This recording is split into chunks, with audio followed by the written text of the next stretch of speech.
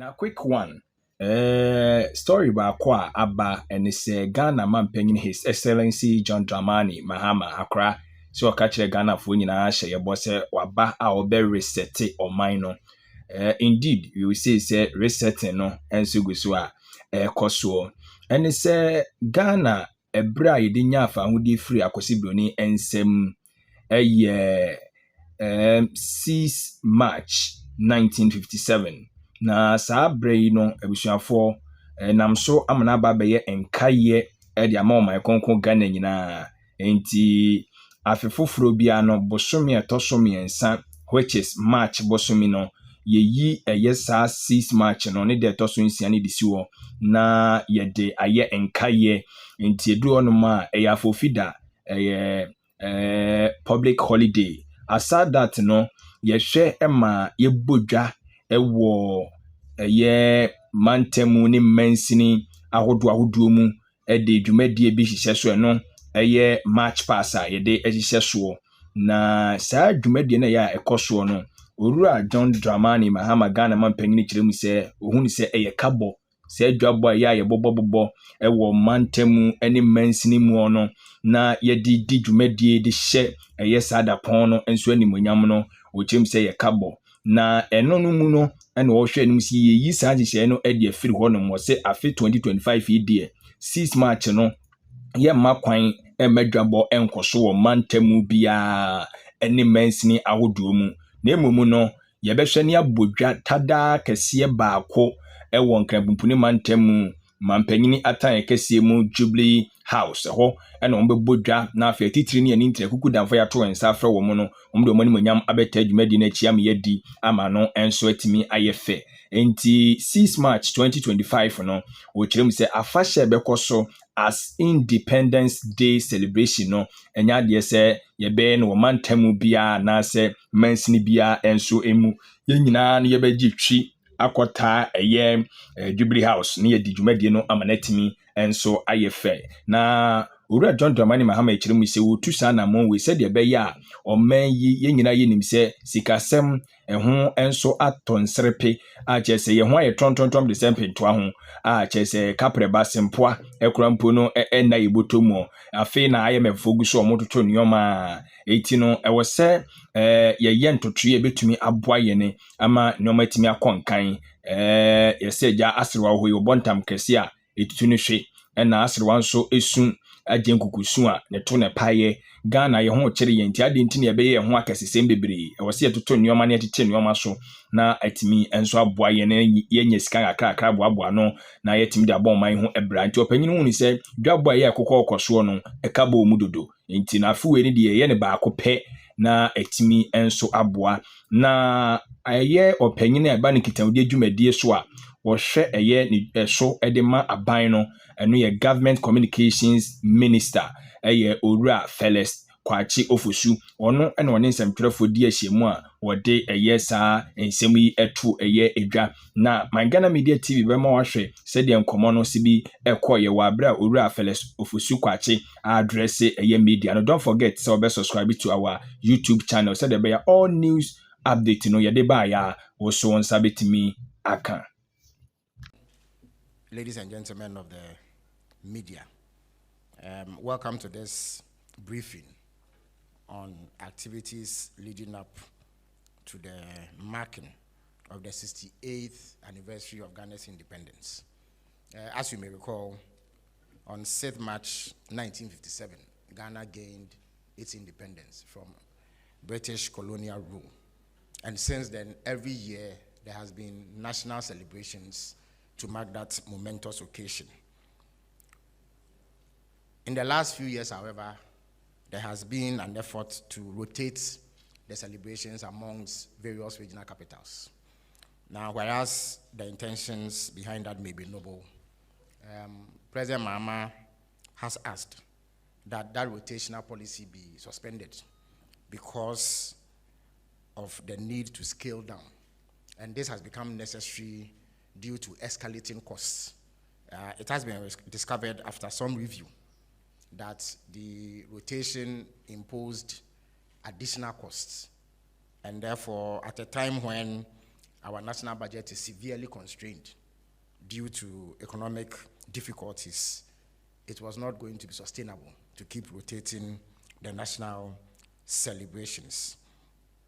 Indeed, if I were to put figures on how much it costs to hold these celebrations, you will find that depending on where the celebrations are sent, there is significant cost implications. For instance, the last celebrations that were held in Ho cost the country a staggering 15 million Ghana cedis. And every time that it has been sent to a different regional capital, apart from Accra, we've had to bear such costs. In the spirit of cutting down on government expenditure, on non-essential expenditure, President Mahama has instructed that this rotational policy be suspended. In addition to this, the main celebrations, which ordinarily would have taken place in Accra at the Independence Square, has also become the subject of some rollback. President Mahama believes that, yes, there is much to celebrate over Ghana's independence. It is perhaps the most significant happening in our entire history as a country. And he acknowledges the need to celebrate this in a manner that befits our status as an independent country. Nonetheless, he is also minded by the parlous state of the economy and the various competing needs and the fact that there are critical sectors of our national life that do not receive adequate or anything near to adequate funding. He believes that at this moment in time, there is a need to re-prioritize government expenditure. And one of the areas where savings can be made is this independence celebration. He believes that it is entirely possible to hold modest but significant events to mark this important occasion without breaking the national pace. For that reason, he has decided that this year's celebration will not take on the spectacular form that we have been used to over the years. Rather than a major event at the Independence Square, where there are contingents of men from the various security agencies and hundreds of school children, I beg your pardon, from across the country who march briskly to applause and cheers. We are going to have a significant ceremony at the Presidency. And this will ensure that we minimize the often huge financial implications that come with this celebration. For that reason, I am going to announce a series of activities which will be held at the Presidency, or if you like, Jubilee House, as it is now called. There is going to be a military guard of honor that will be reviewed by His Excellency, the President. There will also be a cultural performance by 2 groups of basic school pupils. And then what we consider to be an impactful poetry recital by a senior high school student. Chiefs, religious leaders, basic, secondary, and tertiary students, traders, political party representatives, and other sections of society will be in attendance. This event will be complemented or will be heralded by the President's ceremonial address, which then allows him to speak to the nation in a way that draws attention to the significance of the day. Now, this has become necessary once again because of the need to scale back on the escalating costs.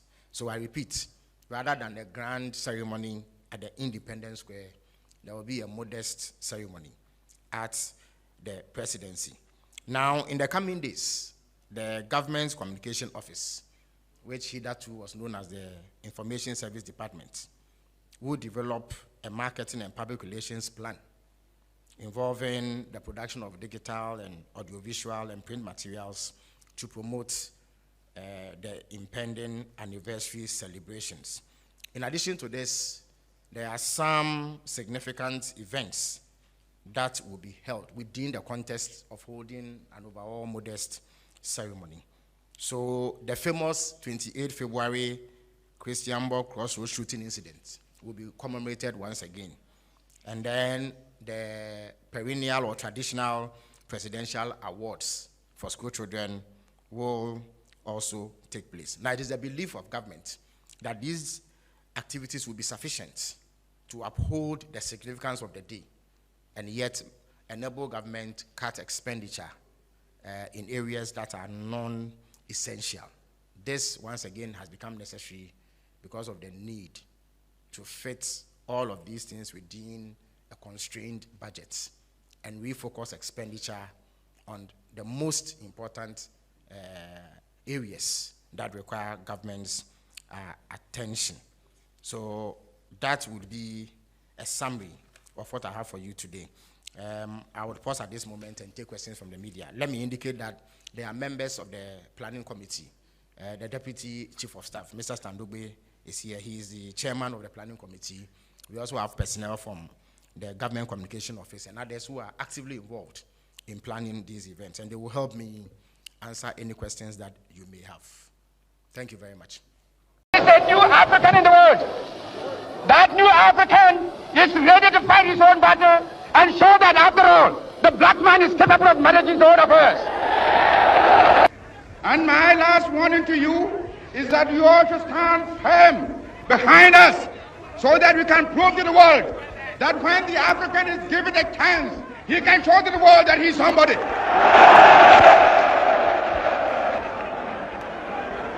We are waking. We shall no more go back to sleep anymore. We are going to demonstrate to the world, to the other nations, young as we are, that we are prepared to lay our own foundation. As I said in the assembly just minutes ago, I made it point that we are going to say that we create our own African personality and identity. It's the only way in which we can show the world that we are ready for our own battle. But today, may I call upon you all that at this great day, let us all remember that nothing in the world can be done unless it has the purported support of God. We have done the battle, and we again rededicate ourselves not only in the struggle to emancipate other territories in Africa. Our independence is meaningless unless it is linked up with the total liberation of the African continent. And here, I will ask the band to play the Ghana national anthem.